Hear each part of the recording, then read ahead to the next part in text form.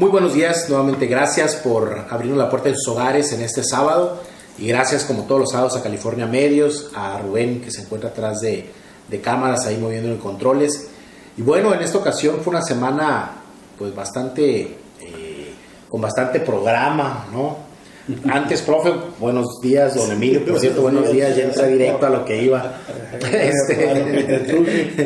Que se emociona. Sí. Tanta chamba que hay. Pero, aunque habíamos quedado que íbamos a hacer ya esta semana un programa sobre los filibusteros de 1911, en el caso de Tecate, pero bueno, no podemos pasar por alto el famoso Día Internacional de la Mujer, que fue el pasado 8 de marzo, y que por ser una fecha tan importante, pues no quisimos dejarla pasar por alto. Entonces ahora en esta ocasión hablaremos un poco sobre el tema y desde luego sobre algunas mujeres tecatenses o que han radicado en Tecate y que bueno, han dejado algo aquí para la sociedad, ¿no? Entonces creemos que es importante también rescatar esa parte de la historia de Tecate. Pero pues antes, como todos los sábados, aquí el profe nos tiene unas efemérides de esta semana que va a iniciar. Sí, fíjese que Fermi, hijo de don Crucito, me facilitó un libro que se llama Apuntes Históricos de Tijuana, escrito por la profesora Josefina Rendón Parra. En él dice que el 12 de marzo de 1911, dice, el pueblo de Tecate, que estaba defendido únicamente por el comisario José D. Morales y los gendarmes Manuel Downey, Capracio Valencia e Isidoro Flores, fue capturado en la madrugada del 12 de marzo de 1911 por el cabecilla Luis Rodríguez, al mando de 35 filibusteros, quienes perfectamente armados se encontraban en el pueblo del Cajón, California, esperando el momento oportuno para dar el asalto. Así es. Ahí no vamos a profundizar mucho porque creo que ahora sí la próxima semana retomaremos el tema, ¿no? Sí, sí, ya lo retomamos, pero bueno, es para agregarle, para irle agregando, ¿no? Sí, dice un libro que escribieron el matrimonio María del Carmen Márquez de Romero Aceves y Ricardo Romero Aceves, un libro que se usó como texto muchos años en Baja California, Geografía e Historia de Baja California. En la página 171 dice, el 12 de marzo de 1911, 18 socialistas al mando de Luis Rodríguez ocuparon Tecate sin combatir. Sí, pues la mayoría se había ido a campo. Que habían cruzado a campo, sí. ¿no? Así es. Estaba el pueblo pues prácticamente despoblado. Sí, a merced Y luego otro autor que también escribe sobre lo mismo, Lowell Blyther, dice en La Revolución del Desierto de Baja California, 1911. En las páginas 123 y 124 dice, bandas de guerrilleros encabezados por Luis Rodríguez y Francisco Vázquez Salinas merodearon por algún tiempo entre Tecate y Tijuana, y Rodríguez tomó con 20 hombres Tecate el 12 de marzo, no mucho antes de la llegada del coronel Miguel Mayor. Sí, sobre lo mismo, del 12. Sí. Uy. Bien, pues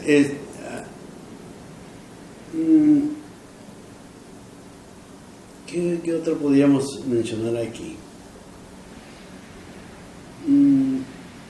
El día 13 de marzo de 1845, dice en el libro de Miguel Mates, La Tierra de Calafia, dice en la página 116 y 137, dice, la política estadounidense también fue expuesta por la falta de emplear los protocolos diplomáticos apropiados en relación con la misión de John Slade y el intento insultante de comprar Nuevo México y California, que dio lugar a la ruptura de las relaciones diplomáticas entre las dos naciones el 13 de marzo de 1845. Así es. ¿Querían comprar? Pues sí, pero nosotros nos queríamos dejar. Nosotros no queríamos vender. Estábamos muy a gusto.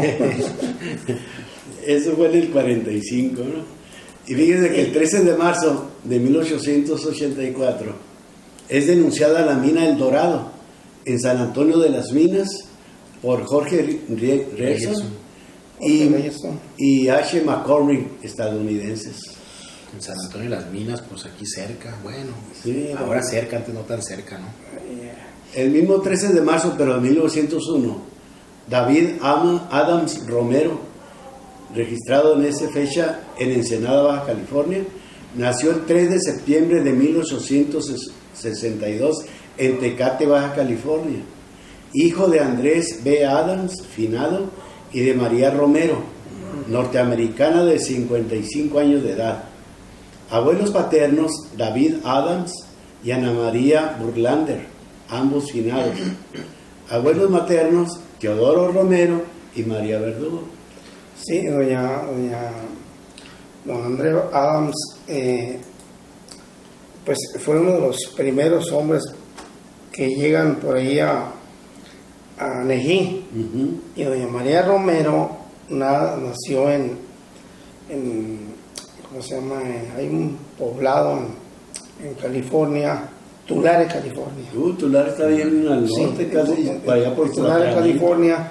Entonces un seguimiento pues histórico que le he hecho a ese personaje, a mí me dice lo siguiente: ella venía prácticamente recién nacida con su familia. Ellos se establecen en lo que viene siendo la comunidad indígena de Michoacán, que era Tecate, pues, ¿no? Ahí se establecen ellos y a partir de ese momento pues es creada en ese lugar, y con el tiempo se establecen en Ejí, y es una de los primeros propietarios como parte de los indígenas, ¿no? Y don Andrés Adams, que es el que se casa con ella, pues viene doña Adelaide y todos esos personajes.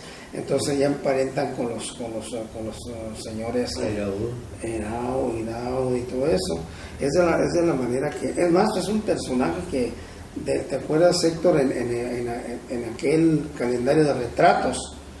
Donde Sí, 5 fotografías de Tecate, ahora que proporcionó el taller de historia como depositarios, porque no son propiedad de nosotros, sino que nos las prestaron para sacarles una reproducción, y son los que participaron en ese evento, ¿verdad?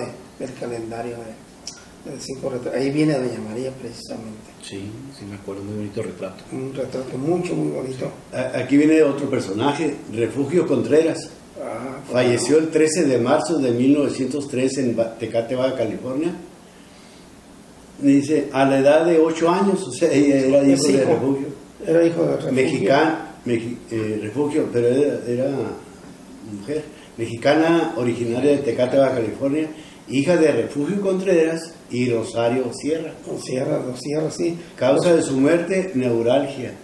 Sí, los familiares de los Maciel, pues. Geno.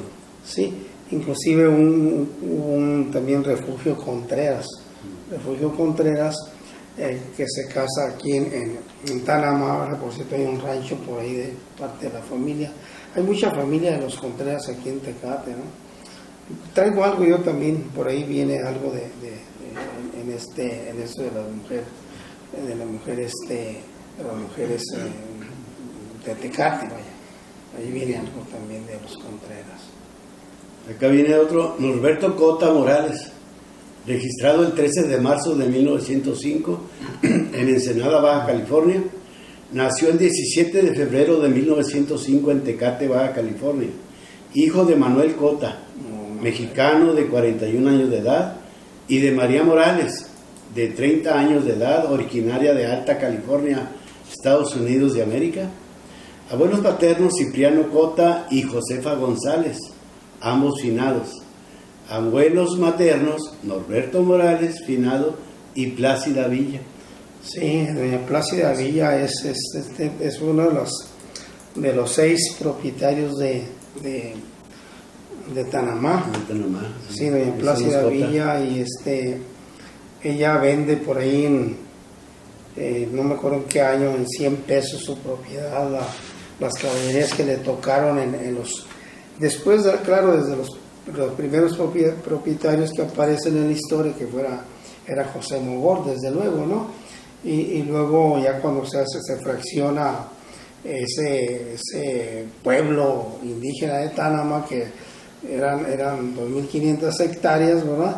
Es cuando empieza a fraccionar y es donde también llega Refugio Contreras. Y a Refugio Contreras le corresponde precisamente la primera parte de Tanamá, que viene siendo aquí donde está el terreno ese Santa Anita y el aeropuerto. Ese era el terreno de Refugio Contreras, había un pequeño caminito ahí, entonces Tanamá empezaba ahí y terminaba ya cerca de la escuela de la Curva, bajando, digo, no tanto a los Bateques, pero ya en esa cuesta. Pues ya vienen efemérides nada más del 1911. Bueno, Bueno, antes de pasar, gracias, profe, antes de pasar a ya el tema del programa, sí me gustaría comentar algo aprovechando el espacio. En días pasados me invitaron a continuar con un trabajo que se está realizando desde el 2015 aproximadamente, en donde la intención es modificar la ley del patrimonio cultural de Baja California. Se le han hecho reformas y durante este tiempo a la ley actual, pero actualmente quieren como dar legalmente no será una reforma porque es como cambiarla, ¿no? No nada más cambiar un artículo, sino hacer una modificación importante. Entonces tiene un nombre jurídico, lo cual desconozco por no ser abogado, pero bueno, la idea es modificarla y desde el 2015 se ha estado haciendo un trabajo en los municipios con personas involucradas en este asunto del patrimonio, la difusión de la historia y la preservación del patrimonio cultural, pero también con asociaciones civiles que se dedican a lo mismo, con profesionistas que de alguna manera están involucrados o que les gusta mucho esto de verlo del patrimonio. Entonces, en este caso se ha estado trabajando y en esta semana que culmina nos reunimos para darle como una, no digo última revisión, pero ahí había algunas cosas que había que comentar entre los miembros del consejo, bueno, de los que estamos haciendo el trabajo, y ahora nos reunimos. Prácticamente quedó ya lista la nueva propuesta. Lo siguiente es pasarla al consejo del Patrimonio Cultural aquí de Baja California, para que ya de manera con más calma la revise cada uno del miembro del consejo y le haga las observaciones pertinentes, y si todo esto queda bien, pues hacerle las últimas correcciones y pasar ya a que la revise jurídico del estado, y por último, pues en todo caso que la apruebe el gobernador del estado, y si es así, pues aplicarla, ¿no? Y vienen algunos cambios interesantes, importantes, sobre todo para facilitar la declaratoria, pero sobre todo en cuestiones de estímulos para quienes quieran declarar algún bien personal, alguna propiedad, algunos estímulos, y desde luego también hablan de sanciones para quienes decidan no cumplir con las declaratorias, ¿no? Pero en general me parece que se está dando un paso importante en esto de la ley para lo del patrimonio. Desde luego que seguramente cuando se revise o se ponga en práctica surgirán otros detalles, pero seguramente que serán menos y que podrán ser modificados conforme vaya avanzando y se vaya poniendo en práctica, ¿no? De ahí lo siguiente pues será hacer el reglamento, lo cual ya no ha habido hasta ahorita, desde que se publicó la ley en el 95, me parece, no ha habido un reglamento. Entonces el siguiente paso es que después de que se publique la ley, en 180 días se tenga el reglamento listo para poderse aplicar también, ¿no? Entonces creo que a todas las personas que nos gusta esto de la historia y que nos gusta lo del patrimonio y que de alguna manera queremos que se preserve, es una buena noticia, ¿no? Que próximamente esperemos que este año esté funcionando la nueva ley, ¿no? Y si no, pues ojalá que a más tardar el próximo ya esté lista para que esté funcionando y se ponga en práctica, ¿no? Muy bien, ¿no? Excelente.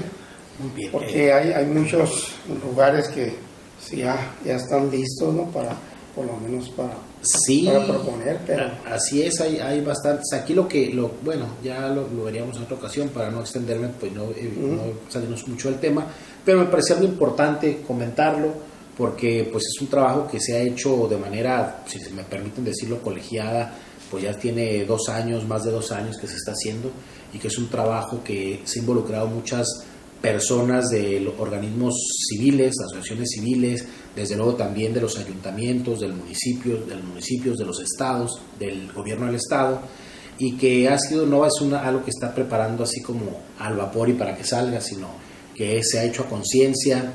Cada municipio trabajó por su cuenta, posteriormente tuvieron que, de todas las propuestas que hicieron los municipios, hacer una sola ley, digamos, una sola propuesta.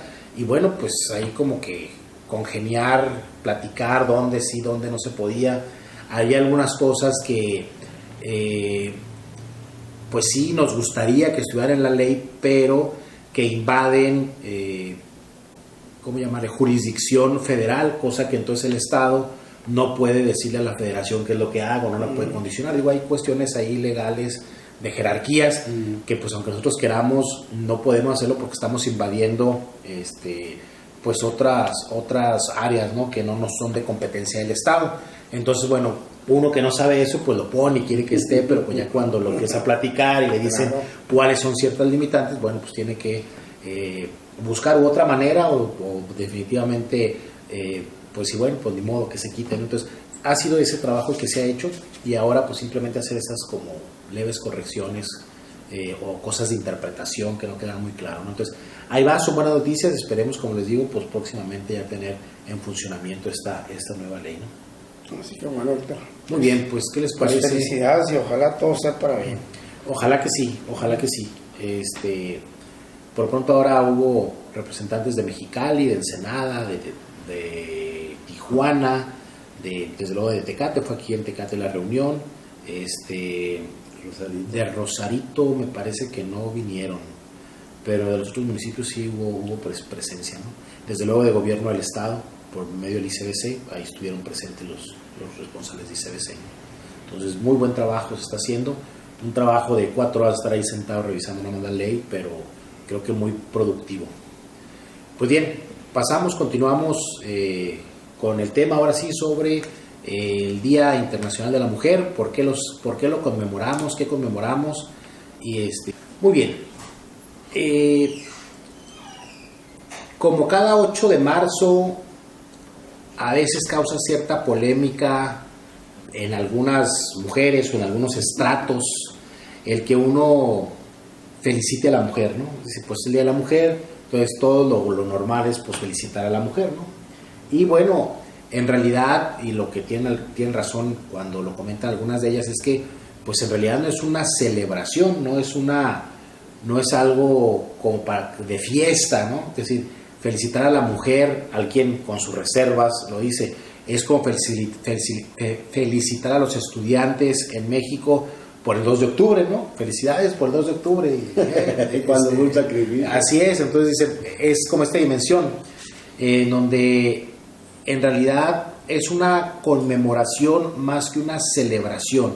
Pero ¿qué se conmemora o por qué el 8 de marzo es el Día Internacional de la Mujer? ¿Cuál es el objetivo del Día Internacional de la Mujer? ¿Cuál es la esencia de este día? Claro, no estamos peleados con los desayunos, con las felicitaciones, con las expresiones de afecto, respeto, cariño, admiración hacia la mujer en ese día, ¿no? Suspensión de labores. Suspensión de labores, ¿no? El cafecito, etcétera, etcétera. Creo que se vale también, pero no hay que perder la perspectiva del por qué, el origen, el motivo, la esencia de esta conmemoración más que celebración. Y aquí el profe encontró en internet, desde luego, un resumen así muy clarito de qué se trata el 8 de marzo, ¿no? El Día Internacional de la Mujer. Así es. El Día Internacional de la Mujer Trabajadora también llamado Día Internacional de la Mujer, desde la decisión de la ONU de institucionalizarlo en 1975. Conmemora la lucha de la mujer por su participación en pie de igualdad con el hombre en la sociedad y en su desarrollo íntegro como persona. Se celebra el día 8 de marzo. Es fiesta nacional en algunos países. Sí, en este caso la esencia del Día Internacional de la Mujer es reconocer el esfuerzo que ha hecho la mujer para ser, como buscar la igualdad, para ser considerada en igualdad con el hombre, ¿no? Sabemos unas sociedades más que otras que son sociedades machistas, en donde pues la mujer está para cuidar la casa, planchar, lavar los trastes, hacerle comida al señor y en todo caso para tener hijos, ¿no? Y hasta ahí. Entonces, en realidad la esencia de este día es justamente para que nos demos cuenta que no es así, es decir, que se busque la igualdad entre el hombre y la mujer en el caso de que los dos tienen derechos los mismos y tanto derecho tiene la mujer de sobresalir en el campo laboral, en el campo político, el religioso, el educativo, etcétera, como lo tiene el hombre, ¿no? Entonces, en este caso, en el caso de México, han sucedido cosas como tener que hacer leyes especiales, o sea, así se les dice, en donde, por ejemplo, tiene que haber esta igualdad en representación de hombres y mujeres en la cuestión política, ¿no? Un cargo público tiene que haber la misma cantidad de hombres que la misma cantidad de mujeres, por mencionar alguna de estas leyes, ¿no? Pero, sin embargo, a pesar de los esfuerzos que se han hecho en el país por legislar y por buscar esta igualdad en el campo laboral y social en general de la mujer con el hombre, pues en realidad hay lugares donde se ha logrado, pero hay otros donde sigue siendo, o todavía sigue atrasado o rezagado, ¿no? Es decir, hay mujeres que, si bien es cierto, han sobresalido en el campo laboral, pero se han tenido que esforzar mucho porque se topan con piedra, ¿no? Es decir, por el simple hecho de ser mujeres, el hombre no la respeta, o el hombre que está de subalterno, pues resulta que no recibe órdenes de mujeres, ¿no? Entonces, es enfrentarse con este tipo de pensamiento machista, donde pues la mujer busca una igualdad dentro del campo laboral. Entonces, es este esfuerzo de la mujer dentro de la sociedad y que se le reconozca que tiene los mismos derechos y tiene el mismo valor que el hombre, no es menos ni más tampoco, ¿no? Entonces, desde siempre se ha luchado, bueno, desde por lo menos 1911, cuando fue la primera vez que se conmemora el Día Internacional de la Mujer, o el Día de la Mujer en general, en pocos países allá de Europa, como 3 o 4 países solamente, pero que este era el objetivo, ¿no? Es decir, buscar que a la mujer se le reconozca el trabajo, se le trate como igual y sobre todo que tenga los mismos derechos que el hombre en el campo, no por ser mujer se le pague menos o no por ser mujer se le tenga solamente asignado cierto tipo de trabajos de menor no sé cómo llamar, riesgo, etcétera, cuando ellas también pueden generar o pueden realizar muchos empleos que los hombres por tradición hemos desarrollado, ¿no? Entonces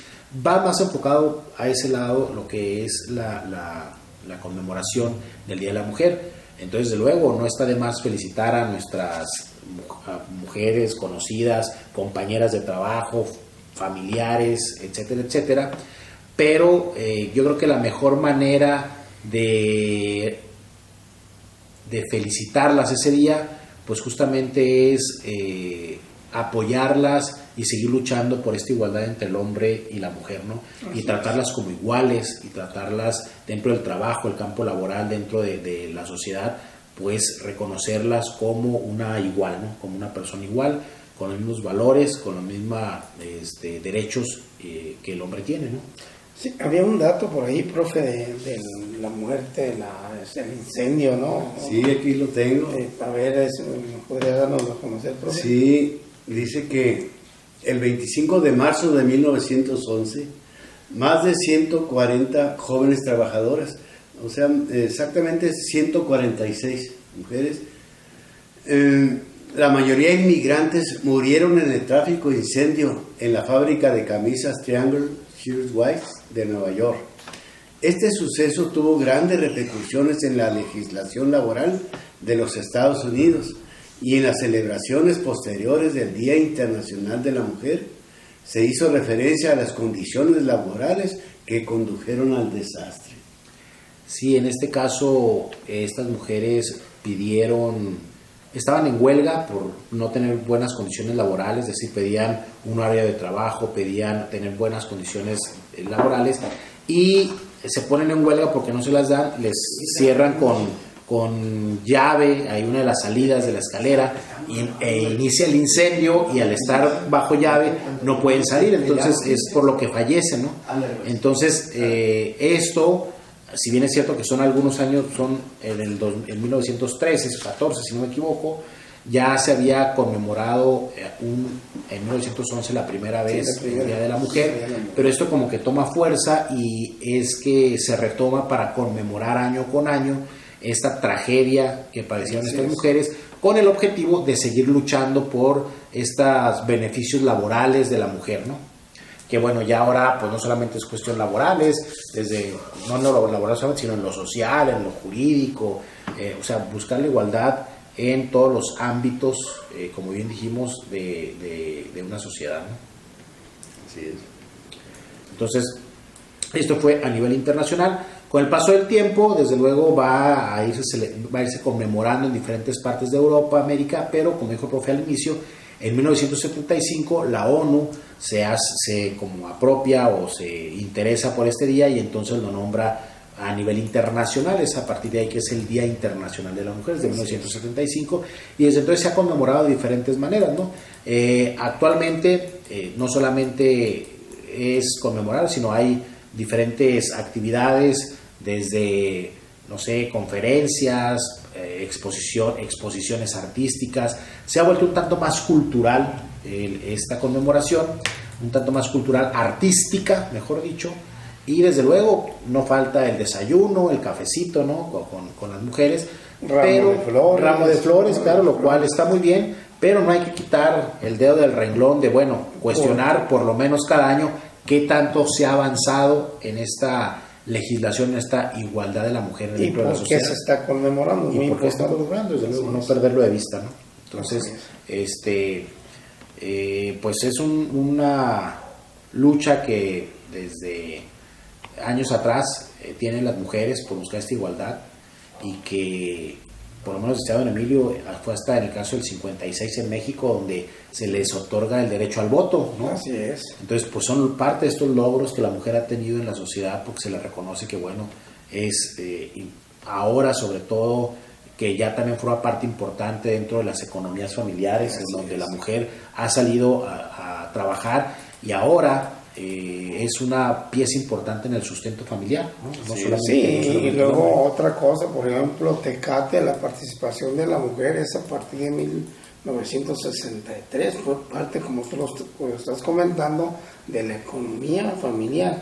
En esas fechas, en los 60s, pues empiezan a llegar las empresas transnacionales y el perifoneo vaya anunciando precisamente la contratación de mujeres, no de hombres. Inclusive un dato muy importante que pues tenemos ahí en nuestros registros es que en aquellos años Tecate pues sí había algo de trabajo, ¿no? Un poco limitado, pero sí lo había, pero para las mujeres había más.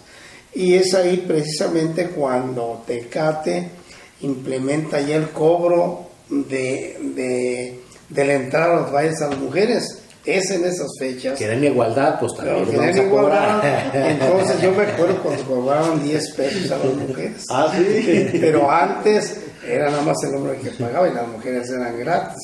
Así era. Ya trabajan, pues hay que pagar. Así ese es un dato interesantísimo. Porque parece chusco, pero así es. Eso es algo que nos permite ver cómo la mujer empezó a tener importancia en el campo laboral, ¿no? Y cómo pues empezó a tener su dinerito, y en algunos casos seguramente pues se volvieron autosuficientes, ¿no? Como ahora hay muchas que, como dicen, no necesitan remos para nadar, ¿no? O sea, no necesitan al hombre o al marido ahí a un lado para que les esté. O sea, son autosuficientes en realidad, ¿no? Entonces, es ahí, como usted bien dice, en el caso de Tecate, el 63, donde, bueno, empieza este pequeño cambio que podemos ver pues nos está indicando cómo la mujer ya tiene pues, sus propios ingresos. Así es. Y bueno, ya pues dicen, pues ahí como que estamos perdiendo, los que estamos organizando el baile, ¿no? Hay que también cobrarle, ¿no?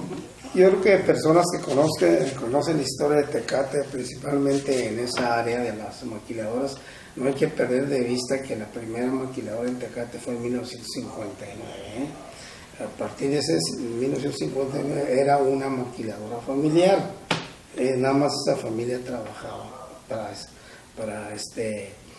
trabajos para San Diego. Y luego llega una pequeña maquiladora precisamente de unas 15 personas, 15 mujeres, ¿no? Por cierto, todavía hay una o dos mujeres de esa época que trabajaron, y recuerdo que esa primera maquiladora se establece a un lado de una gasolinera, que es la gasolinera más pequeña que hay aquí en Tecate, ¿verdad? Entre la Juárez y la Carranza. Ahí estaba ahí está la gasolinera, y enseguida estaba una maquiladora, la más pequeñita. Por cierto, ahí estuvo una tienda que se llamaba El Surplus número 5. Así se llamaba, Surplus número 5, y allí le rentan tengo entendido que fue a don Samuel Salazar, hasta ahí, ¿verdad? Entonces ahí empiezan las maquiladoras, y después la Tecate Internacional, la Microtec, y bueno, tantas empresas que llegaron, Tecate Internacional, Jalisco Mexicana, bueno, Industriales Panamericanas. Hay un registro muy importantísimo de las maquiladoras en Tecate. Son el MEX, no hay tantas. Así es. Y seguramente la mayoría mano de obra de mujer, ¿no? Sí, efectivamente, y la verdad, después por la necesidad empiezan a entrar los varones, ¿verdad? Así era el asunto. Pues muy bien. Y bueno, aquí además don Emilio nos trae algunas mujeres tecatenses, a veces por nacimiento y a veces por adopción, que han destacado, que queremos como reconocerles un poco su labor y que hicieron para la sociedad de Tecate, ¿no, Emilio? Sí, como no, mira, Héctor, profe y estimados personas, ¿verdad?, que nos hacen el favor de escucharnos o mirarnos cada 8 días. Hay veces que nosotros, pues andando en esto de la investigación, pues muchas veces nos encontramos más que todo datos muy interesantes, ¿no? Yo siempre he sido admirador de estas grandes dos mujeres, que las dos no nacieron en Tecate. Hay que entender, una nació en Sonora y otra nació en Los Ángeles, California, y las dos se llaman Margaritas, ¿sí? Pero curiosamente estos personajes, Margarita Ortega Valdés nació en 1971 en Sonora. No he encontrado exactamente cuál es el lugar de su origen, pero su papá era don Pablo Ortega y doña Dolores Valdés.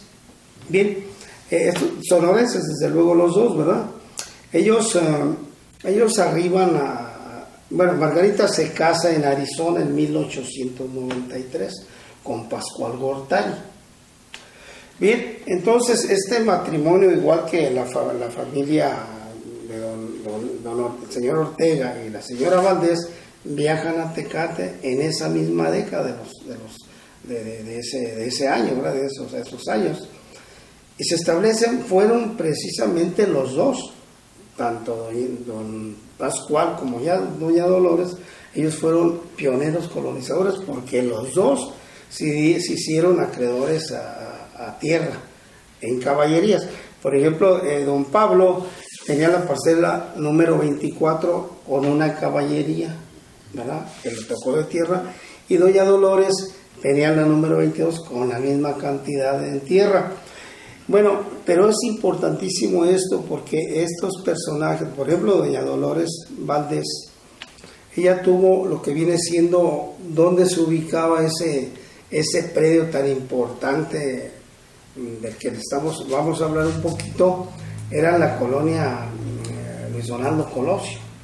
¿Cuál colonia? Una colonia Colosio, Entonces, ese predio, para aquellos que viven ahí y no conocen los orígenes de ese lugar, allí se llamaba Mi Ranchito.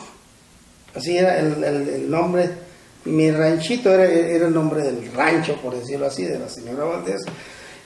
Cosa curiosa, investigando por ahí me encuentro que solamente una calle tiene en honor de la señora Dolores Valdés, y vale la pena porque es parte de nuestra historia, claro. y dicen que la historia precisamente nos sirve para no perder el pasado.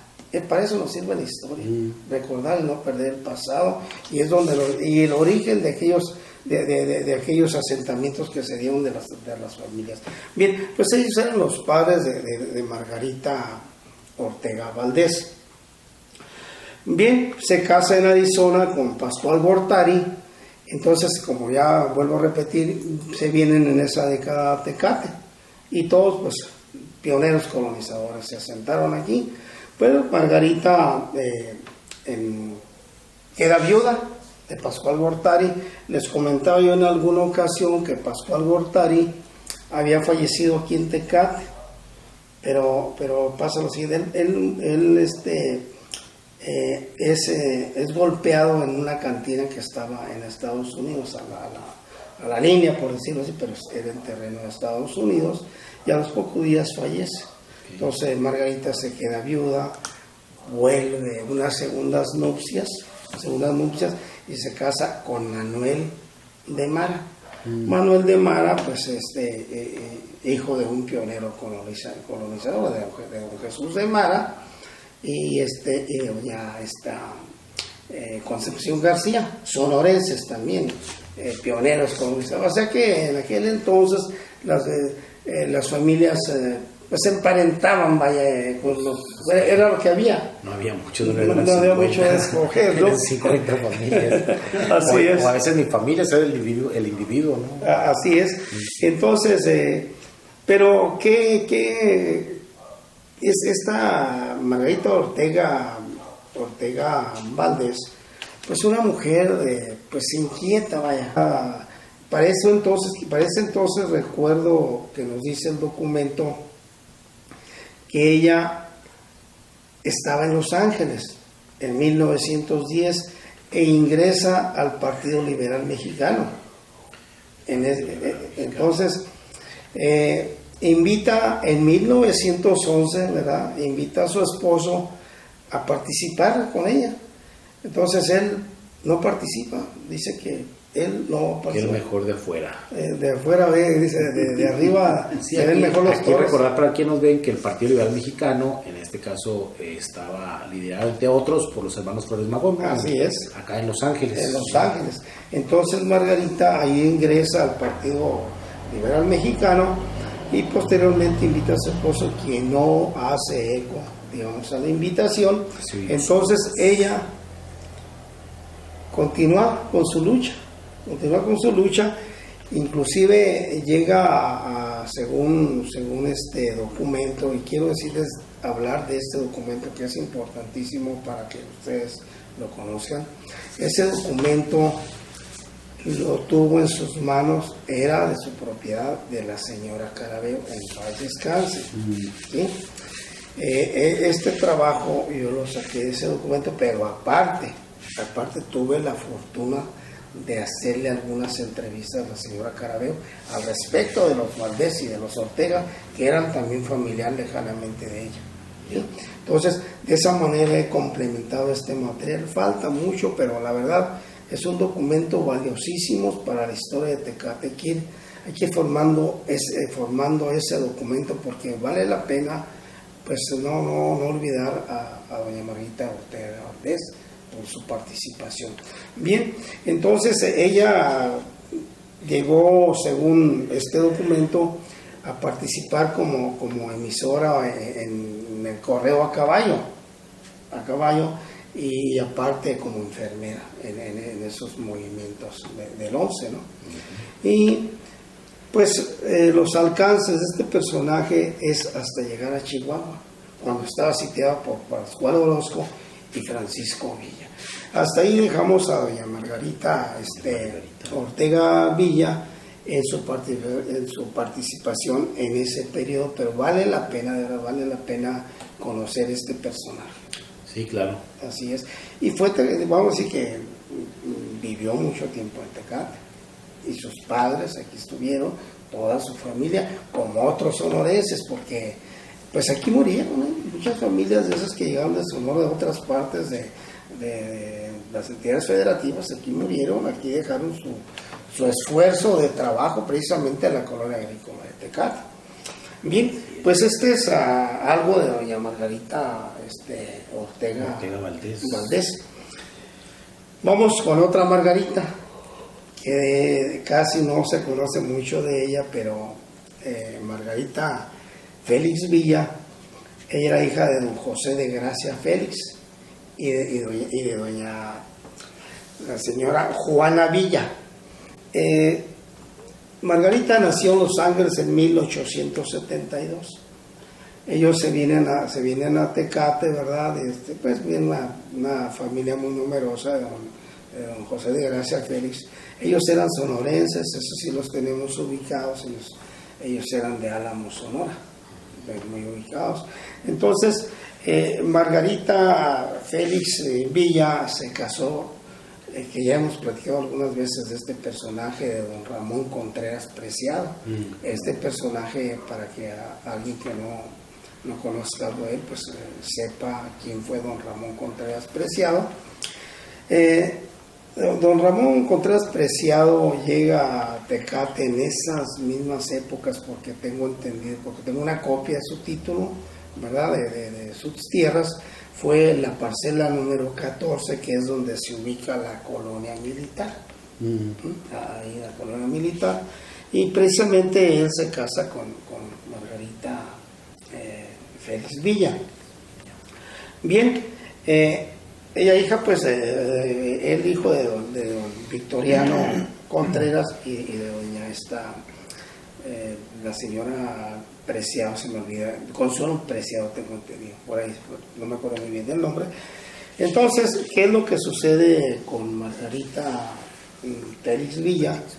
Que también era el mismo periodo el que se estaba corriendo ese periodo del magonismo, ¿verdad? Y pues prácticamente los inicios de la Revolución Mexicana, ¿verdad? Entonces ella inquieta toma las armas al lado del general Macris. ¿Qué es lo que sucede? Ella, este personaje, deja la familia, abandona la familia y se va, toma las armas para andar en esa revuelta o en esa revolución aquí en Tecate y por ahí en otras partes, ¿no? El caso es que estas entrevistas, cuando las vuelvo a leer, recuerdo el personaje que me narró todo esto, fue la señora Emilia Romero, nieta precisamente de este personaje. Entonces, la verdad recuerdo a doña Emilia Romero con mucho cariño, en paz descanse, porque durábamos horas y horas platicando de su familia. Y vaya que inclusive una publicación que hice en alguna ocasión, que doña Emilia en su tiempo pudo haber sido una excelente cronista de Tecate, porque la verdad conocía bastante de las familias, conocía bastante del pueblo en cuanto hacia las parcelas, lo que se producía, y la verdad es que pues me maravillaba, digamos, platicar con ella, porque eran horas las que le dedicaba a que me contara de su familia. Hay muchos detalles que vale la pena pues con el tiempo tal vez sea parte de lo que un día tal vez podamos dar a conocer ampliamente, ¿verdad? Eso es en cuanto a estos dos personajes que tomaron las armas en Tecate, que participaron en el movimiento de 1911. Exactamente. Y bueno, una de ellas, por lo menos la señora Margarita Ortega Valdés, pues no solamente en Tecate, sino que además se fue al movimiento revolucionario, ¿no? Así es, sí, cuando Madero, ¿no? Con Madero. Con Madero, así es. Hay tiempo todavía para... Yo creo que nos alcanza para un personaje más, tenemos ahí unos minutitos. Bien, bueno, hay algo más, tenemos la mujer en la cuestión de la iglesia, ¿no? Esa comisión o patronato. El patronato que formaron. Que formaron precisamente para que Tecate tuviera un templo católico. Y yo creo que lo vamos a hacer de una manera nada más dar a conocer quiénes fueron estas personas, ¿verdad? Porque ya está publicado, pues. Sí. Ya está publicado, ¿verdad? Inclusive puedes darle los datos, Héctor, en qué página pueden encontrar este material. Ese está igual el artículo de la evangelización en Tecate, donde vienen estos nombres, desde luego, se encuentra en el blog del Taller de Historia. Ustedes pongan ahí en Google Taller de Historia de Tecate y los va a mandar al blog directamente, ¿no? Entonces, ahí entran y está el artículo, ahí lo pueden ustedes leer. Sí, pero dado pues lo que se conmemora, pues es importante también sí, en este personas caso, que no tengan la ¿no? oportunidad o que no tengan computadora, ¿verdad? Pues que conozcan por lo menos de esta manera quiénes fueron estas personas. Bien, en 1921, ¿verdad? Tecate no tenía un templo católico, ya sabemos que la evangelización era itinerante, ¿no? Venían sacerdotes a Tecate a evangelizar. Pero un grupo de mujeres, ¿verdad? Lideradas o al frente, a la cabeza, abanderando este movimiento, fue doña Luisa Zamora, fue una de las que encabezaba eso. Amada Talamantes, Ana Viuda de Escudero, Juana Pereda, María Ruiz, María T. de Gilbert, Rosario de Contreras, Genoveva de Contreras, Eloísa Pereda de Morales, Trinidad Quijada y Soledad de Angulo.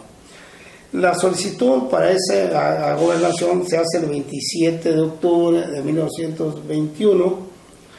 En octubre 27 de 1921, la respuesta es el 13 de diciembre del mismo año, a través de aquel entonces el presidente municipal en funciones, Valentín Talamantes. Eso es algo que recordamos de este pasaje histórico de la evangelización. Bien, pero tenemos algo para las mujeres en Tecate cuando incursionan en la política, que es muy importante, ¿verdad? Es el primer dato que hemos encontrado por ahí. Fue precisamente en el tercer periodo presidencial que estuvo al frente de Óscar Bailón Chacón, y es la primera mujer que participa en un ayuntamiento, y es la profesora Yolanda Peñalosa Sánchez como síndico. No hay... A ver. No, pero es después. No, porque es después. Iba a decirle el doctor Guerra, pero el doctor Guerra es después. No, ya después. Yo no traje tres porque hay más, pero ese es el primero. Luego viene el sexto ayuntamiento con Alfonso Romero Bareño, y entra como regidora doña Queta Sáenz, así le llamamos a doña Queta. Doña Enriqueta Sáenz de Luna. Es Suazo. No, es Sáenz. Yo vivía enfrente de mi casa. ¿Sí? Y todos los documentos que había de recibos de predial y todo eso eran más bien, sabes que, bueno, es importante eso que dices, profe. Yo fui administrador de las maquiladoras de ellos, de Panchita Sáenz. Ella estaba al frente junto con Eva Chávez. Tenían la gerencia de las industriales panamericanas, y precisamente todos los documentos de Sáenz. Sí, pero pues es bueno, no sabemos cómo sea. Digo, yo administré esa maquiladora, ¿verdad? Y por eso, y ahora cuando es Sáenz o Luna, pero el esposo de ella se llamaba Luna. Sí, don Agustín Luna, Romero, muy reconocido. Sí, como no, sí los conocí, pues conviví con ellos, ¿verdad? Y pues en la maquiladora, pues duré muchos años también administrando ahí, a través de un fete contable, desde luego, ¿no? Así es. Bien, pues luego, pues como último, ¿verdad? De estos personajes, César Alfonso Bailón Chacón.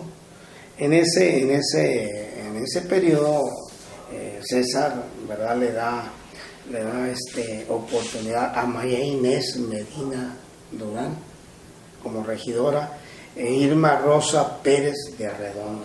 Entonces es algo que vale la pena recordar, ¿verdad?, cómo la mujer se va Claro, tomando un espacio, un lugar, ¿verdad?, dentro de la política, y hasta la fecha yo creo que ya andamos muy bien, ya tenemos Sí. una presidenta municipal. Bueno, claro, ahora ya hay una presidenta municipal, ¿no? La primera en Tecate, primera en Tecate. la presidenta municipal. Y la primera en Baja California, pues eso Lo que pasa es que creo que también hay en Rosarito, ¿no? También hay una Sí, presidenta municipal. sí, hay una. Entonces, pero bueno, ya están, por lo menos en Baja California ya están dentro de la política desde hace varios años, ¿no? Y en este caso llegando ya como presidentas, pues ya en esta última elección. Yo seguramente hay más y en otras ocasiones seguiremos hablando de mujeres importantes para la comunidad. Por esta ocasión el tiempo se nos termina, lo tenemos que dejar aquí.